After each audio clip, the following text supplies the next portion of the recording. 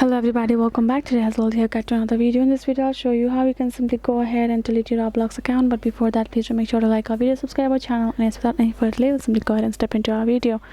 For the matter, first of all, access your particular Roblox app on your mobile phone.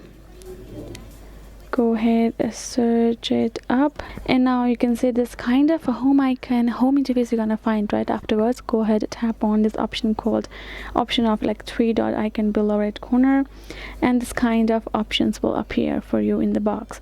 Go ahead, tap on this option called help below the settings, and go ahead, go to search box and type in delete, and scroll down to the recommendations and tap on this how do I delete my account option, and this will take you to this kind of interface. You can see please contact by using our support form. We will have to go to the support form, tap on this blue highlighted text, and now go ahead, enter your username, which is done. Tap on enter your first name, enter your email address, enter your issue date when you have started the problem or whenever you want to delete your account, and now go ahead, write down a message like, hey, I would like to delete my account for some particular reasons, and please do let me know how I can.